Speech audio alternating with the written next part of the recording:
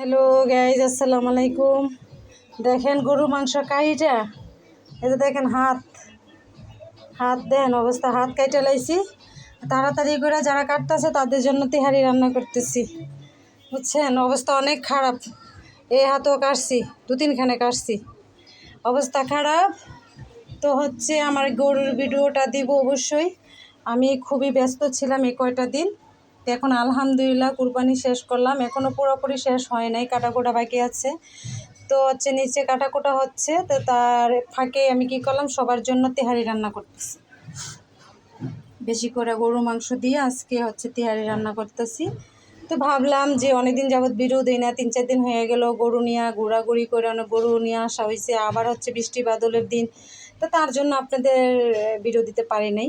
তো আমার ভিডিওগুলো আপনাদের কেমন লাগে অবশ্যই কমেন্ট করবেন, লাইক করবেন, শেয়ার করবেন, আর আমার পেজের পাশে থাকবেন। আর আমার রান্নাবান্না আপনাদের কেমন লাগে অবশ্যই কমেন্ট করে জানাবেন।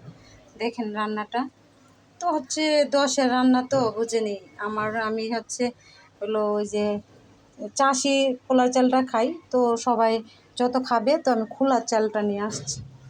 তো সবাই ভালো থাকবেন, সুস্থ থাকবেন, আর আমার ভিডিওগুলো বেশি বেশি করে শেয়ার করে দিবেন। আল্লাহ হাফেজ।